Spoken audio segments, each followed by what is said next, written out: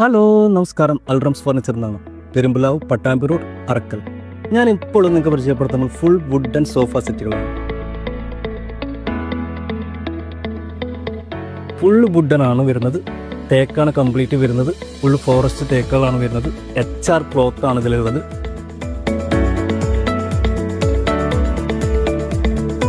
Full തേക്കിലാണ് വരുന്നത്. Full forest തേക്കാണ് ഇതിൽ വരുന്നത്. ഇപ്പം നമ്മുടെ ഒരു ക്ലയൻറ്റ് പറയുകയാണ് ഇത് മഹാഗണിൽ വേണം, അക്കേഷ്യയിൽ വേണം, ഏത് തരത്തിൽ വേണമെങ്കിലും നമുക്കത് ചെയ്തു കൊടുക്കാനുള്ള സൗകര്യം നമ്മുടെ വർക്ക്ഷോപ്പിലുണ്ട്. നമ്മുടെ ഓൺ പ്രോഡക്റ്റ് ആണ് ഇത് വരുന്നത്.